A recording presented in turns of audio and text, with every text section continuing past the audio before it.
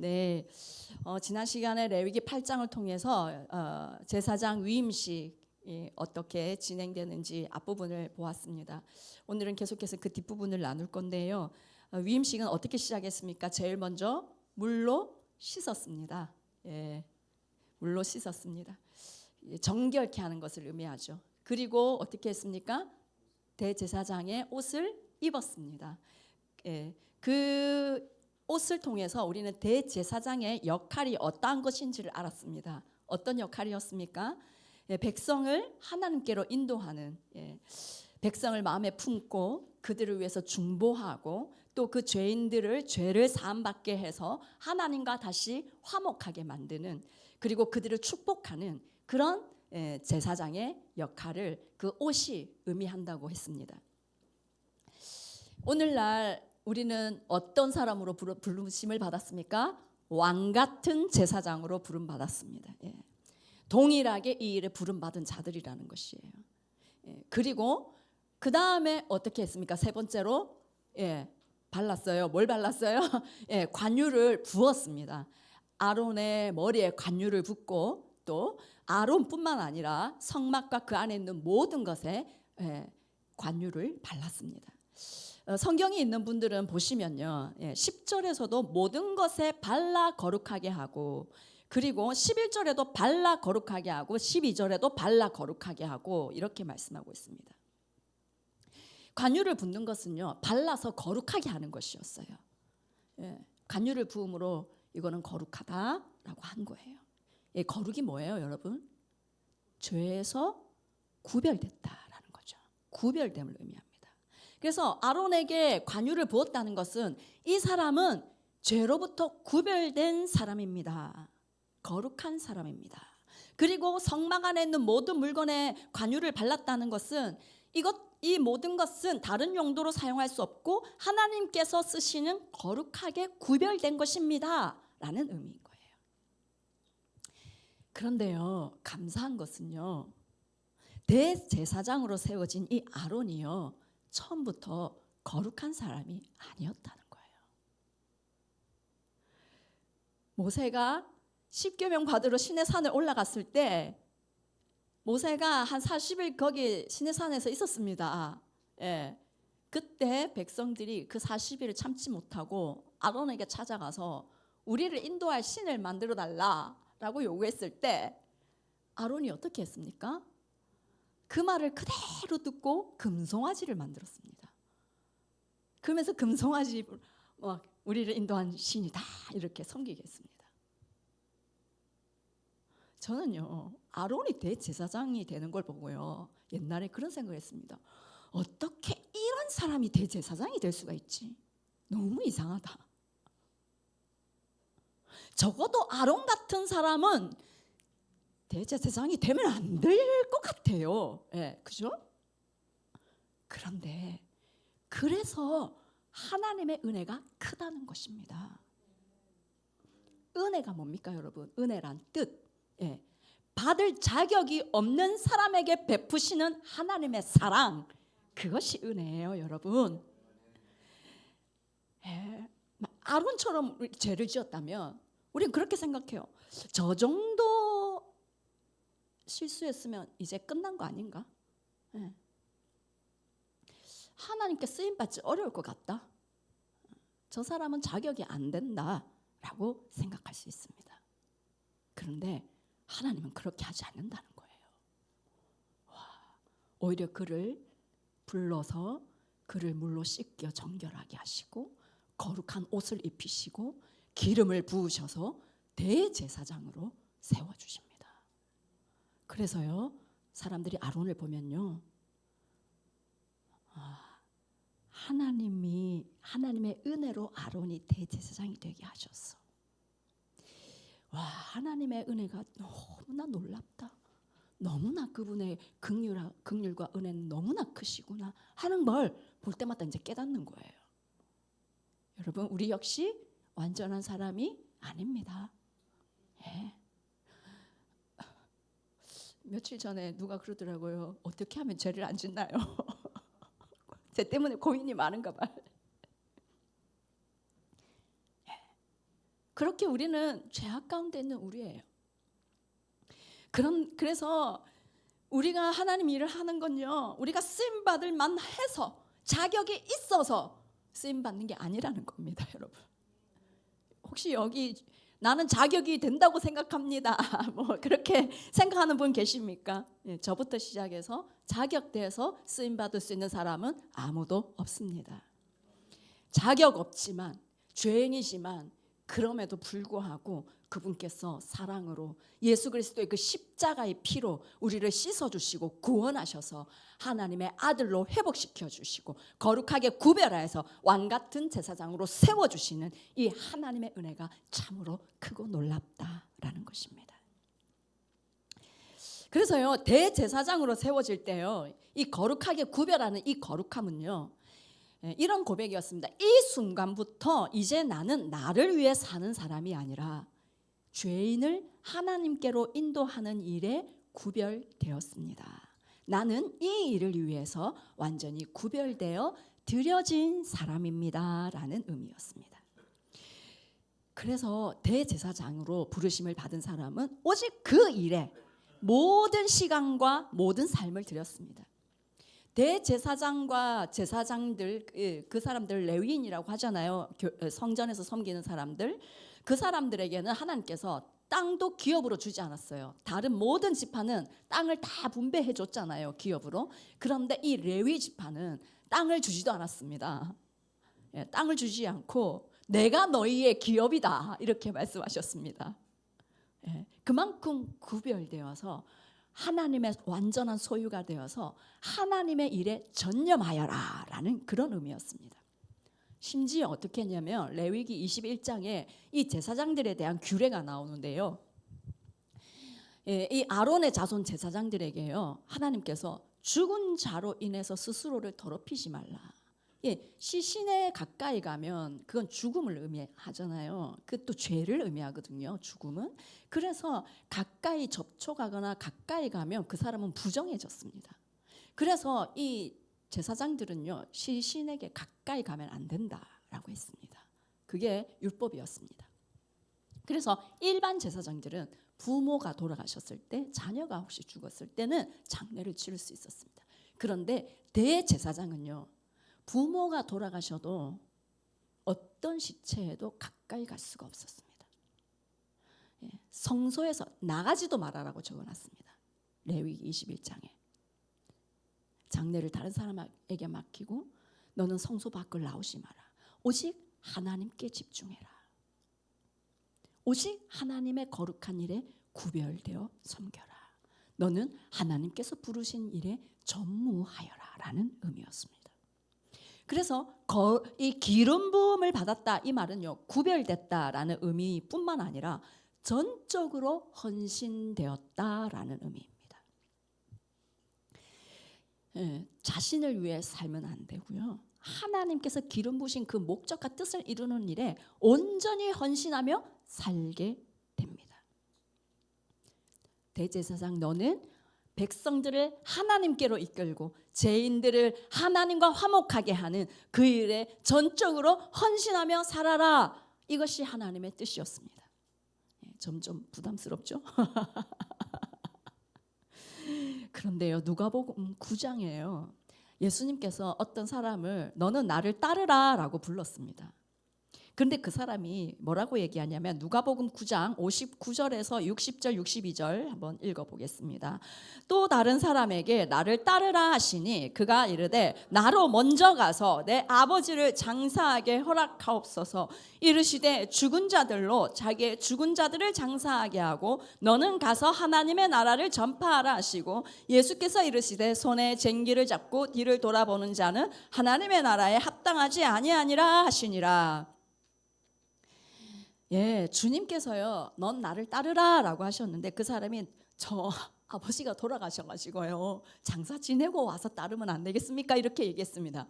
그런데 예수님께서 그러지 마. 손에 쟁기를 잡고 뒤를 돌아보지 마. 죽은 자들로 장사하게 하고 너는 가서 하나님의 나라를 전파하라 라고 말씀하셨습니다. 이 말씀 보면요, 예수님 너무 융통성 없으신 거 아니에요? 너무 빡빡하신 거 아닙니까? 라는 생각이 듭니다. 그죠? 예. 아버지 장례는 치르게 해줘야죠. 그러나 예수 그리스도를 따르는 인생이라면 어떤 일도 제쳐놓고 그 부르심에 전적으로 헌신해라. 다른 거 돌아보지 마라. 다른 걸 돌아보는 그것은 하나님 나라에 합당하지 않다라고 말씀하셨습니다. 예수님께서 부활 승천하시고 우리에게 주신 지상 명령 여러분 알고 계시죠? 예, 마태복음 제일 끝장에 너희는 가서 모든 민족으로 제자를 삼아 아버지와 아들과 성령의 이름으로 세례를 주고 내가 너희의 분부한 모든 것을 가르쳐 지키게 하라. 이게 지상 명령이죠. 땅 위의 명령이 아니라 지극히 높은 최상의 명령이다 이 말입니다. 주님께서 우리에게 주신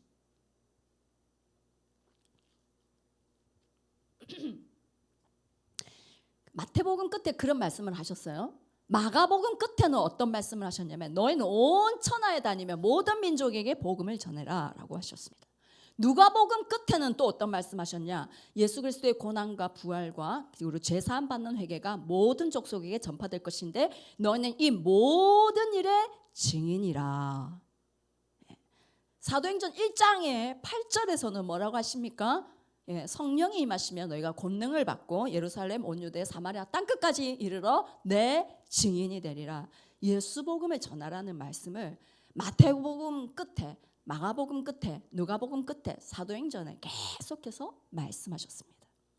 저는 레위기를 준비하면서 어떤 생각이 들었냐면 신약 성경에서 예수님께서 이렇게 하신 말씀이 그냥 예수님이 그냥 하신 말씀, 예수님 생각의 그냥 말씀이 아니라 물론 그분 하나님이시니까 말씀이 맞지만 구약의 성경의 근거를 가지고 하신 말씀이라는 거예요.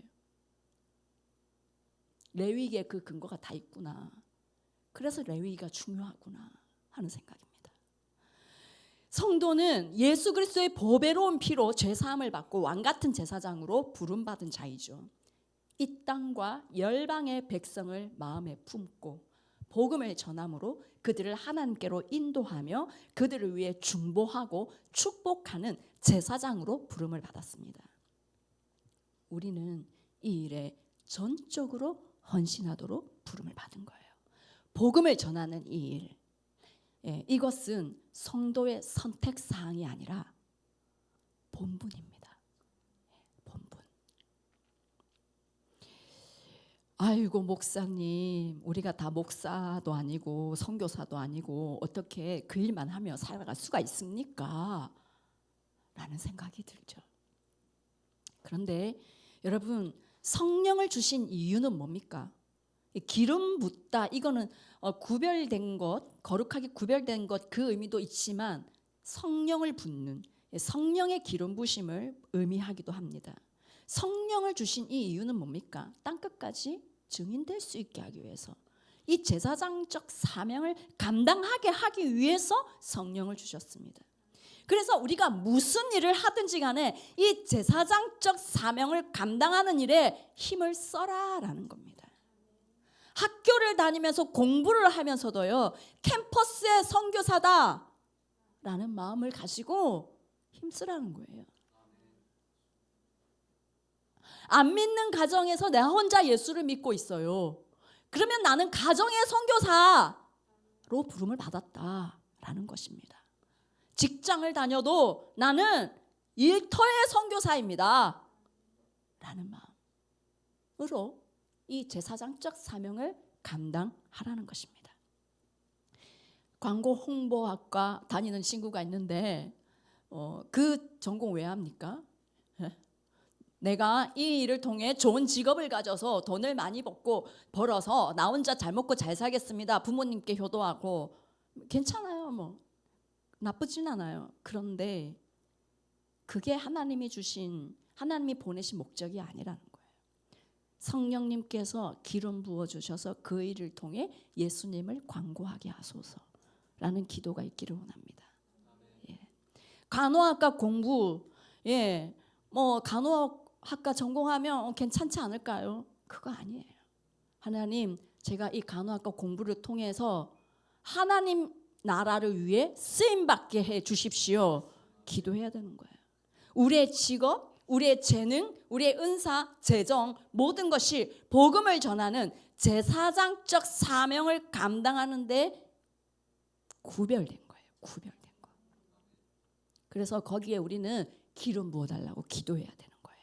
하나님, 저의 재능에 기름 부어주세요. 저의 은사에 성령으로 기름 부어주세요. 저의 직업을 통해서, 저의 재정과 은사와 재정을 통해서, 재능을 통해서 하나님 증인되게 해주십시오. 많은 영혼들이 저를 통해 주께로 돌아오게 해주십시오.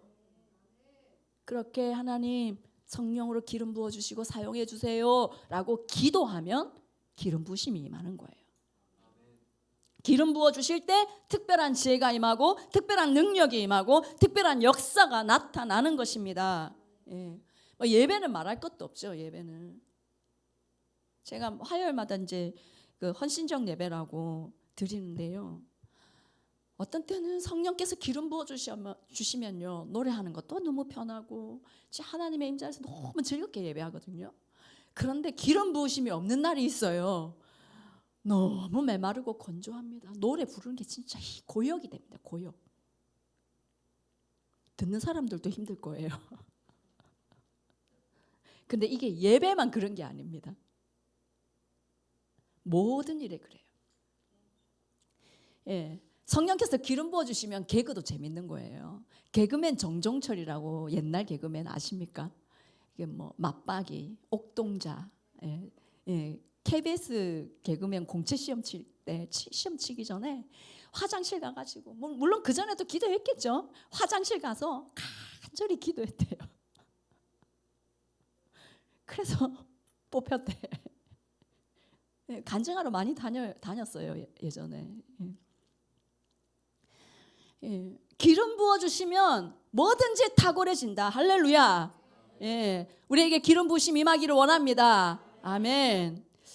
제가 예전에 이제 시립합창단 오디션 볼 때 제가 제일 못하는 부분이 거기에서 이제 과제곡도 있고 이러는데 시험을 칩니다. 시창은 처음 보는 악보를 노래를 하는 거예요. 그게 시창인데요. 제가 제일 약한 게 시창이었습니다. 그런데 제가 열심히 기도하고 들어갔겠죠. 시험을 치는데 뭔가 나를 사로잡고 있는 것 같아. 시창 이 선율이 되게 악보를 보니까 어려운데 내가 그걸 불러내는 거예요. 그것도 예쁜 목소리로. 이제 제가 나중에 끝나고 나서 제가 이제 붙고 나서 뒤에 들은 얘기가 시창 잘해서 붙었대요. 하나님이 기름 부어주시면 내가 제일 못하는 그것이 제일 잘하게 되는 능력도 나타난다. 할렐루야. 숭실대 강원철 교수님이라고 화학과 교수님이 계십니다. 이분이 교수가 되기 전에 과학 논문을 어디서 썼냐면 기도와 예배가 끊어지지 않는 그 예배실에서 기도의 집 예배실에서 과학 논문을 계속 몇 달 동안 얼마나 썼는지 모르겠습니다. 추리닝 입고 모자 쓰고 맨날 그 교회 예배실 기도실 가가지고 계속 거기서 기도하다가 논문 쓰고 또 쓰다가 막히면 또 기도하고 또 쓰다가 막히면 예배하고 또 하나님이 지혜 주시면 또 쓰고 그렇게 해가지고 그 논문이 너무나 탁월한 논문이 돼가지고 미국의 그 최고의 과학 학술지 사이언스지에 그 논문이 올라갑니다. 그래서 한국의 그 유명한 대학에서 이분을 데려가려고 콜링을 많이 했거든요. 그런데 이분이 이제 대학마다 가서 시험 강의를 하잖아요. 숭실대를 딱 갔는데 시험 강의를 하는데 강의 중에 임재하시더래요, 주님이.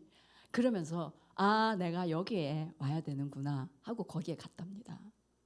그리고 거기에 가서 교수님들 전도하고 학생들에게 복음의 통로로 쓰임받고 계십니다.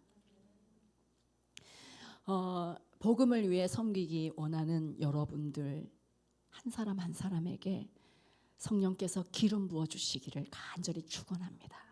그래서 여러분들을 통해서 예수 그리스도의 그 구원의 복음의 소식이 온전히 전해지고 또 마음이 상한 자가 치유받고 우리가 아까 읽었던 그 말씀처럼 포로되어 갇혀있는 그런 영혼들이 자유케 되는 역사들이 여러분들을 통해서 나타나기를 원합니다. 이 제사장 위임식에서 이렇게 씻고 입고 발랐습니다. 그죠? 그리고 나서 그 다음에는 각종 이제 제사를 드렸습니다.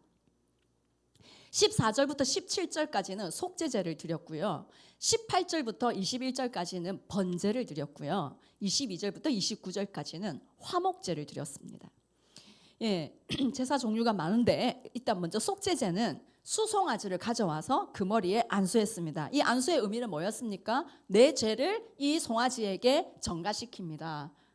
그래서 그 송아지를 대신 잡아서 피를 뿌리고 제단 밑에 그 피를 완전히 쏟았는데, 이 피를 쏟아버리는 이 의미가 뭐라고요? 죄의 대가를 완전히 치렀습니다 라는 그런 의미였습니다. 그리고 모든 기름과 또 간꽃, 풀과 두 콩팥 이런 것들을 제단 위에서 불살라 드렸다. 우리 속죄제 할 때 기억납니까? 이거는 뭘 의미한다고요? 최고의 좋은 거, 그것을 하나님께 올려드리는데, 그건 우리의 뭐라? 온 마음이다 라고 얘기했습니다. 그죠? 그리고 그 남은 가죽과 고기 그리고 똥, 이것까지 하나도 빠뜨림 없이 다 그 남은 것을 진영 밖으로 가져가서 불살랐습니다. 이것은 죄에 대해서 철저히 심판하고 제거하는 것, 그것을 의미한다고 했습니다. 대제사장으로 아론도 세워지지만 아론도 사람이잖아요. 죄인이잖아요. 그러니까 그렇게 속죄제를 해야 되는 것입니다. 그리고 두 번째로는 번제를 드렸습니다. 번제는 순양을 가져와서 또 머리에 안수하고, 이제 번제는 뭡니까? 각을 다 뜬다 했죠. 마디마디를 다 자른다고 했습니다. 그리고 전부를 제단에 불살라 드리는데, 이 전부를 태워 드리는 걸 뭘 의미한다고요? 전적인 헌신. 그것을 내 전부를 하나님께 다 태워서 올려드립니다라는 의미였습니다. 그렇게 전부를 태워드리면 주님이 어떻게 하신다고요? 향기로운 냄새로 받으신다. 이 제사장이 번제를 드리는 의미는 거룩하게 구별되어서 내 전부를 하나님께 온전히 드리는 삶을 살아가겠습니다 하는 의미로 이 번제를 드렸습니다. 그런데 여러분 23절, 24절 우리 같이 한번 읽어보겠습니다. 시작. 모세가 잡고 그 피를 가져다가 아론의 오른쪽 깃뿌리와 그의 오른쪽 엄지손가락과 그의 오른쪽 엄지발가락에 바르고 아론의 아들들을 데려다가 모세가 그 오른쪽 깃뿌리와 그들의 손의 오른쪽 엄지손가락과 그들의 발의 오른쪽 엄지발가락에 그 피를 바르고 또 모세가 그 피를 제단 사방에 뿌리고, 제사장이 되는 사람은 오른쪽 깃뿌리 그리고 오른쪽 엄지손가락, 오른쪽 엄지발가락에 피를 발랐습니다. 이것은 제사장은 예수 그리스도의 그 보혈을 오른쪽 귀와 엄지손가락, 엄지발가락에 발라야 한다는 것인데, 이것은 제사장의 영적인 의무를 의미하고 있습니다. 제사장은 자기 마음대로 자기가 원하는 대로 사는 사람이 아니다. 거룩하게 구별되어서 하나님께 속한 자이다 라는 의미였습니다. 제사장은요, 거룩한 하나님의 음성을 듣기 위해 귀를 성결하게 해야 된다는 것이고요, 하나님의 거룩한 일을 감당하기 위해서 손을 성결하게 해야 된다라는 의미고, 하나님의 거룩한 길을 가기 위해서 발을 성결하게 해야 된다, 그런 의미입니다. 그리고 이 피를 바르는 행위는 성결에서 그치는 것이 아니라 하나님의 음성을 들을 줄 아는 사람, 하나님의 말씀을 들을 줄 아는 사람이어야 한다. 거룩하게 구별된 귀가 되어서 세상의 소리, 사람의 소리 듣는 자가 아니라 하나님의 말씀을 듣는 자여야 한다. 하나님의 말씀에 민감한 자여야 한다라는 뜻입니다. 금송아지 만들 때 아론은 어떻게 했습니까? 사람 소리에 너무 딸려갔죠. 그런데 이제는 하나님께서 그 귀를 거룩하게 구별하셔서 세상 소리, 사람 소리 아니라 내 말을 들어라, 내 말씀을 들어라 라는 것입니다. 우리 귀가 예수 그리스도의 보혈로 정결케 되기를 원합니다. 그래서 우리의 귀로 세상의 소리를 듣는 것이 아니라, 사람의 말에 귀 기울이는 것이 아니라 하나님의 말씀에 귀 기울이는 자가 되기를 원합니다. 이 귀에 피를 바르는 것은 제가 하나님의 말씀만 듣겠습니다 라는 서원의 의미도 있는 거예요. 그리고 오른쪽 엄지 손가락에 이 피를 바르는 것은 이 손은 행동, 사역을 의미합니다. 엄지 손가락을 제가 이렇게 벤 적이 있습니다. 그러니까요, 단추 잠그는 것 너무 어렵더라고요. 지퍼 올리는 것도 겨우 올리고요. 진짜 많이 불편하더라고요. 엄지 손가락 하나 다쳤는데 그만큼 이 엄지가 손의 중심적인 기능을 감당한다라는 것입니다. 이 제사장의 행동과 섬김 전체가 거룩하게 구별되어져야 되고 하나님을 위해 드려져야 된다. 하나님을 섬기고 백성을 살리는 이 거룩한 일을 하면서 살아야 된다라는 의미입니다. 그리고 오른쪽 엄지 발가락, 이건 뭘 의미할까요? 예. 어디로 걸어가는가, 그걸 의미하는 겁니다. 삶의 방향과 행실, 예.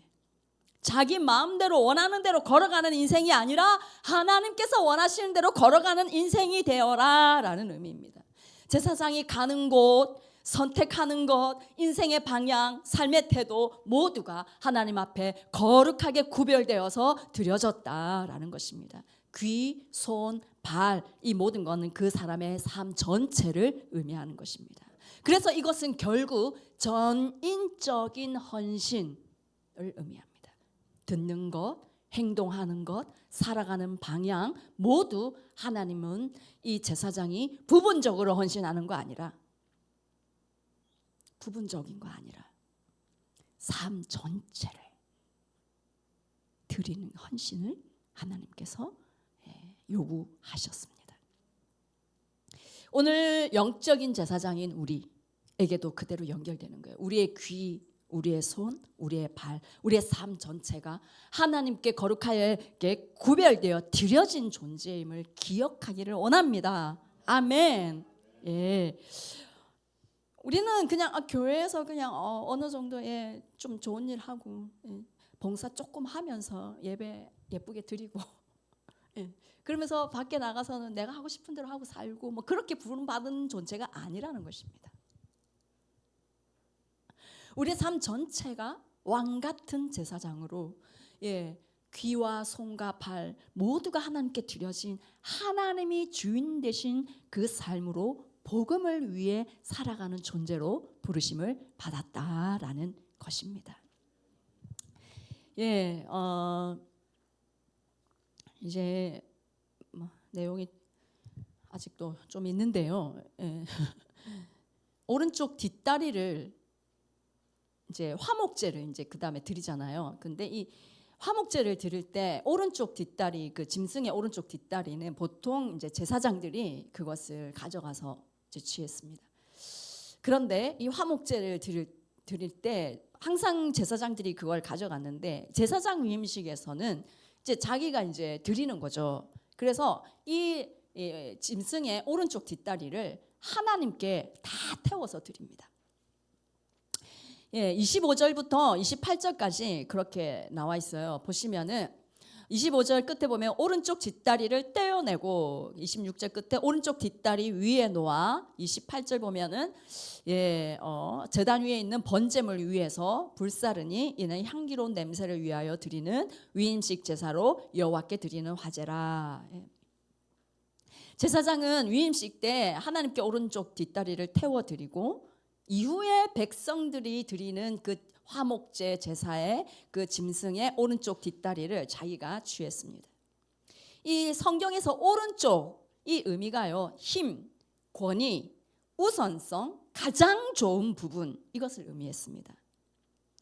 그리고 이 뒷다리는요, 이 짐승의 힘과 움직임을 대표할 수 있는 그런 부분이죠.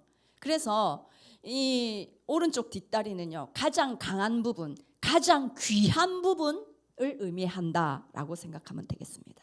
그래서 오른쪽 뒷다리를 하나님께 드린다 이 말은요, 나의 능력, 나의 가장 좋은 것을 하나님께 드립니다라는 의미입니다. 우리는요, 하나님께 시간 남으면 드릴게요. 좀 제 힘이 좀 남으면 나중에 할게요. 뭐 이런 생각할 수 있습니다. 그죠? 남는 거, 남는 시간, 남는 힘, 남는 열정 드리는 것이 아니라 하나님께는 가장 좋은 거, 가장 귀한 것을 우선해서 드리는 것이 하나님이 원하시는 것입니다. 안 바쁘고 시간 남으면 기도하고 예배하고, 안 피곤하면 시간 되면 전도하고 섬기고, 이걸 원하는 게 아니고, 뭐 이렇게라도 하면 저는 저는 이렇게라도 시작해라 이렇게 얘기하고 싶은데, 주님이 진짜 하나님이 원하시는 건 하나님의 가장 귀한 시간을 드리는 것을 원하고 계십니다. 아니, 주님이 우리의 가장 귀한 거, 그것을 드리기를 원하십니다.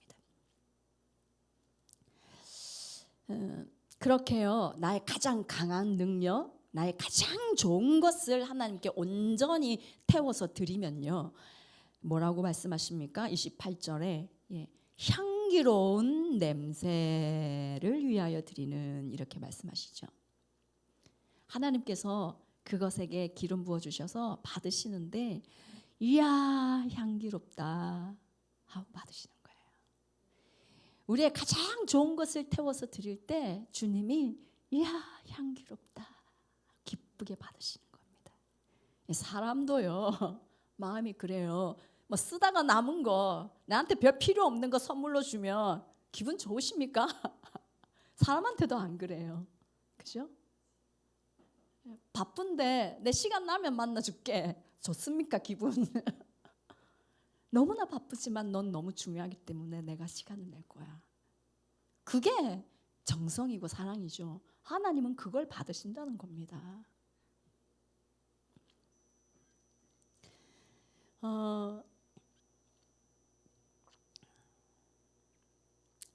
제가 예전에 사역하던, 부교육자로 사역하던 교회에서 자기 인생에서 가장 좋은 때를 드리고 싶다고, 그분이 공무원이었거든요. 진급을 앞두고 있는 시기였습니다. 그런데 그때 50대 초반 이 정도였던 것 같아요. 그래서 이제 교회 사역이나 이런 부분들에서 그동안 평신도로 많이 헌신을 했었고, 그리고 이제 공무원으로 행정을 오랫동안 해봤었고, 그래서 교회 사무간사로 이제 남은 인생을 드리고 싶다고 공무원 그만두고 사무간사 하는 걸 제가 봤습니다. 왜 그렇게 하십니까? 그러니까 자기의 가장 좋은 때를 주님께 드리고 싶다고.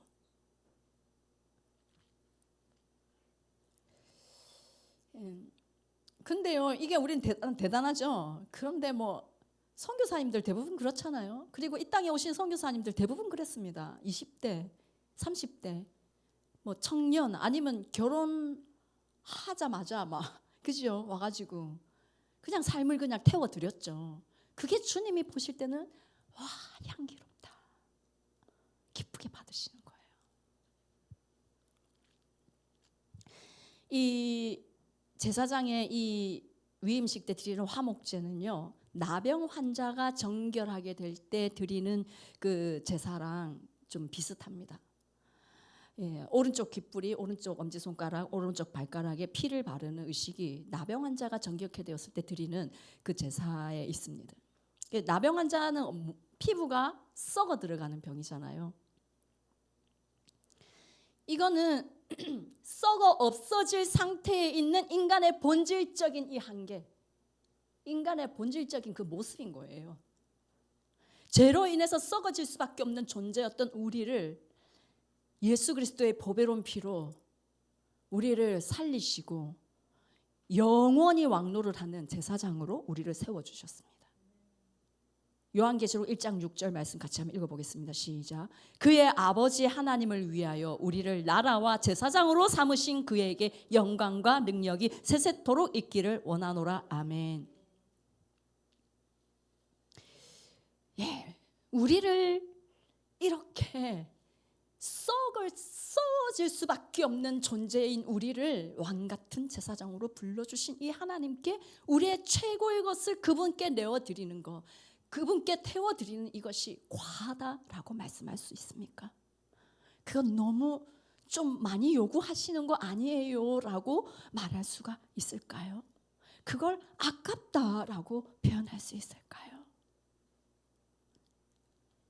이 하나님의 은혜를 정말 아는 사람은요, 그분께서 날 위해 십자가에서 죽으심으로 내가 썩어질 수밖에 없는 존재였는데 내가 살아서 하나님 나라의 왕 같은 제사장이 되었다라는 걸, 이걸 진짜 깊이 아는 사람은 다 드려도 아깝지가 않아요. 다 드려도 조금도 안 아까워요. 드릴 수 있어서 감사해요. 드릴 수 있어서 기뻐요. 할렐루야. 네.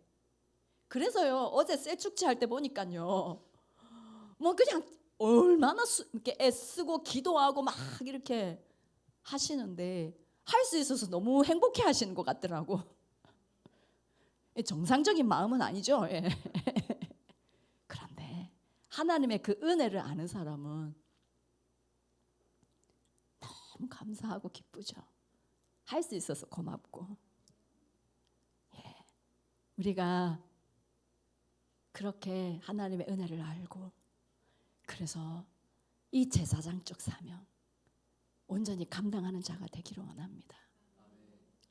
이 땅과 열방 가운데 많은 영혼들을 가슴에 품고, 그들이 죄를 사함받고 하나님께로 돌아오게 하도록 중보하고 복음을 전하고 축복하고, 그렇게 제사장적 사명을 감당하는 저와 여러분, 온전히 우리가 헌신하여 가장 좋은 것을 드리는 그런 우리가 되기를 간절히 축원합니다. 우리 같이 찬양하고 기도하며 나가요.